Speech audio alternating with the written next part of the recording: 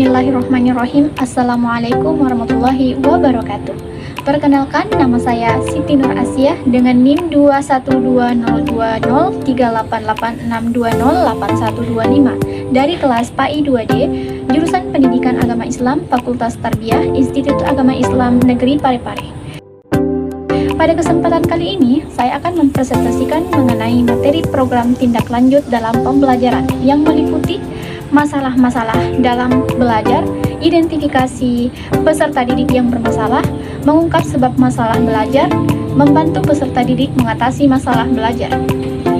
Video ini dibuat untuk memenuhi tugas mata kuliah perencanaan pembelajaran dengan dosen pengampu Dr. Usman SAG MAG. Menurut UUSPN atau Undang-Undang Sistem Pendidikan Nasional Tidak 20 Tahun 2003 Pasal 1 menyatakan bahwa pembelajaran adalah proses interaksi peserta didik dengan pendidik dan sumber belajar pada suatu lingkungan belajar. Di samping banyaknya murid yang berprestasi belajar di sekolah, sering pula dijumpai adanya murid yang gagal, seperti nilai atau angka rapor banyak rendah, tidak naik kelas, tidak lulus ujian akhir, dan sebagainya. Secara umum, murid-murid yang mengalami hal seperti itu dapat dipandang sebagai murid yang mengalami masalah belajar. Masalah belajar memiliki bentuk yang banyak ragamnya. Menurut Prayitno 1994, mengungkapkan masalah-masalah belajar sebagai berikut. Yang pertama, keterampilan akademik, yaitu keadaan siswa yang diperkirakan memiliki inteligensi yang cukup tinggi, tetapi tidak dapat memanfaatkannya secara optimal. Yang kedua, ketercepatan dalam belajar, yaitu keadaan siswa yang memiliki IQ 130 atau lebih tetapi masih memerlukan tugas-tugas khusus untuk memenuhi kebutuhan dan kemampuan belajar yang amat tinggi itu. Yang ketiga, sangat lambat dalam belajar, yaitu keadaan siswa yang memiliki akademik yang kurang memadai dan perlu dipertimbangkan untuk mendapatkan pendidikan atau pengajaran khusus. Yang keempat, kurang motivasi dalam belajar, yaitu keadaan siswa yang kurang bersemangat dalam belajar, mereka seolah-olah tampak jerah dan malas.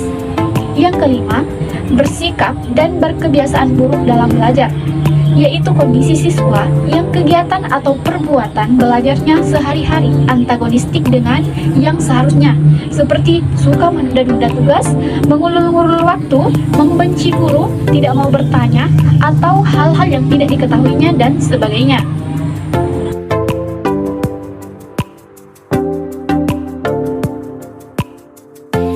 Analisis hasil tes belajar.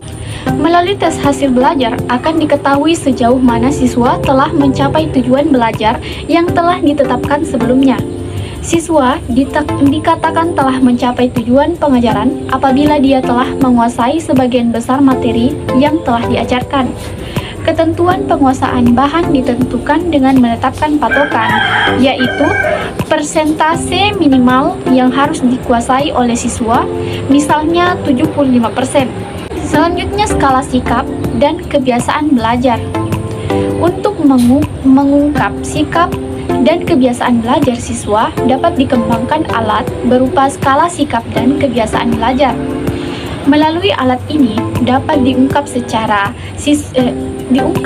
siswa mengajarkan tugas-tugas sekolah, sikap terhadap guru, sikap dalam menerima pelajaran, dan kebiasaan dalam melaksanakan kegiatan belajar. Dengan memperhatikan sikap dan kebiasaan belajar siswa, akan dapat diketahui siswa yang sikap dan kebiasaan belajarnya sudah memadai dan perlu dipertahankan, serta siswa yang memerlukan bantuan khusus dalam meningkatkan sikap dan kebiasaan belajarnya yang baik. Kemudian, observasi saat proses belajar mengajar berlangsung.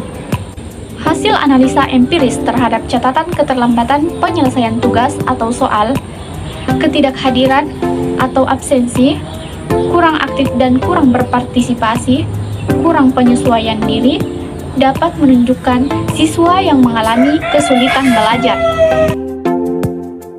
Faktor-faktor penyebab munculnya masalah-masalah dalam pembelajaran dibagi atas dua macam, yaitu yang pertama adalah faktor internal, diantaranya adalah faktor fisiologis.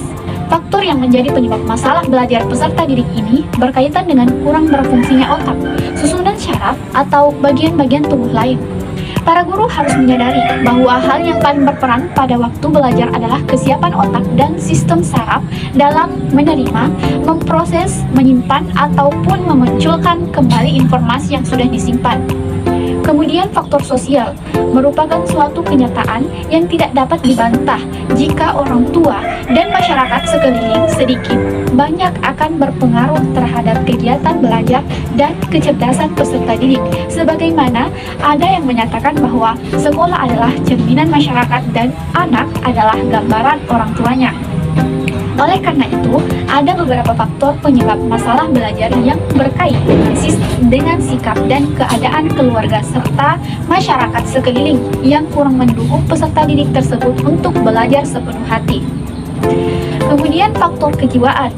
Faktor yang menjadi penyebab masalah belajar peserta didik ini berkaitan dengan kurang mendukungnya perasaan hati atau emosi peserta didik untuk belajar secara sungguh-sungguh. Sebagai contoh, ada peserta didik yang tidak suka mata pelajaran tertentu karena ia selalu gagal mempelajari mata pelajaran itu. Jika hal ini terjadi, peserta didik tersebut akan mengalami masalah belajar yang sangat berat. Hal ini merupakan contoh dari faktor emosi yang menyebabkan masalah belajar. Kemudian faktor intelektual. Faktor yang menjadi penyebab masalah belajar peserta didik ini berkaitan dengan kurang sempurna atau kurang normalnya tingkat kecerdasan peserta didik.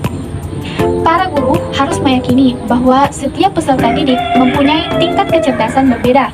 Ada peserta didik yang sangat sulit menghafal sesuatu, ada yang sangat lamban menguasai materi tertentu, ada yang tidak memiliki pengetahuan prasyarat, dan juga ada yang sangat sulit membayangkan dan bernalar. Hal-hal yang disebutkan tadi dapat menjadi faktor penyebab masalah belajar pada diri peserta didik tersebut. Kemudian faktor kependidikan.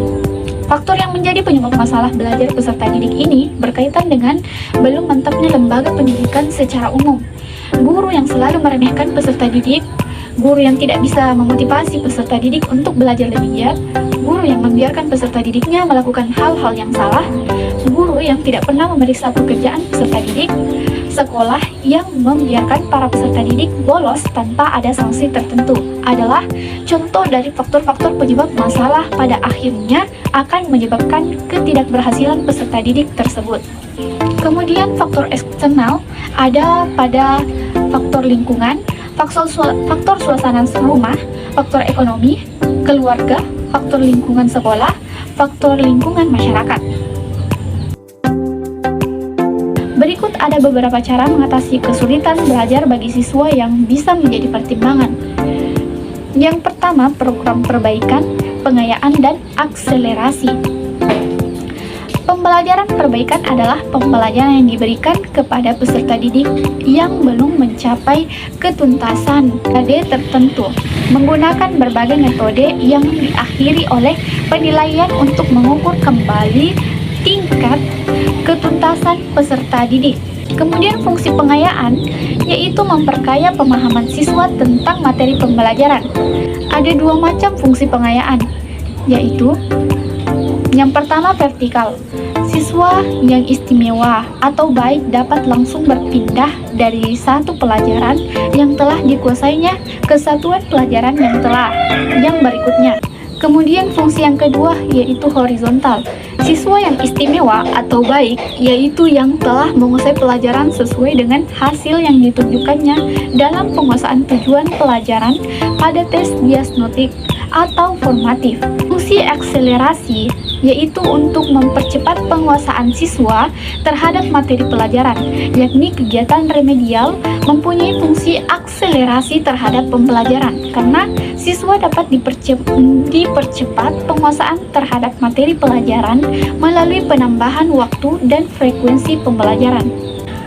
Pelaporan hasil penilaian dan pemanfaatannya. Penilaian pada dasarnya bertujuan untuk mengetahui perkembangan hasil belajar siswa dan hasil mengajar guru. Informasi hasil belajar atau hasil mengajar berupa kompetensi dasar yang dikuasai dan yang belum dikuasai oleh siswa. Hasil belajar siswa digunakan untuk memotivasi siswa dan untuk perbaikan serta meningkatkan kualitas pembelajaran oleh guru. Pemanfaatan hasil belajar untuk memperbaiki dan meningkatkan kualitas pembelajaran harus didukung oleh siswa, guru, kepala sekolah, dan orang tua siswa. Yang pertama, laporan untuk siswa dan orang tua. Fungsi dan prinsip bimbingan dan konseling 12. Asas-asas dalam bimbingan konseling. Laporan yang dibuat guru untuk siswa dan orang tua berisi catatan prestasi belajar siswa. Catatan itu dapat dibedakan atas dua cara, yaitu lulus atau belum lulus. Prestasi siswa yang dilaporkan guru kepada siswa dan orang tua dapat dilihat dalam buku rapor yang diisi pada setiap semester. Yang kedua, laporan untuk sekolah. Selain membuat laporan untuk siswa dan orang tua, guru juga harus membuat laporan untuk sekolah sebagai lembaga yang bertanggung jawab terhadap berlangsungnya proses belajar mengajar. Yang ketiga, laporan untuk masyarakat. Pada umumnya, laporan untuk masyarakat berkaitan dengan jumlah lulusan sekolah. Setiap siswa yang telah lulus membawa bukti bahwa mereka memiliki suatu pengetahuan dan keterampilan tertentu. Yang keempat, untuk orang tua. Informasi hasil belajar dimanfaatkan oleh orang tua untuk memotivasi anak agar belajar lebih baik. Untuk itu, diperlukan informasi yang akurat tentang hasil belajar siswa, yang meliputi ranah kognitif, psikomotor, dan afektif.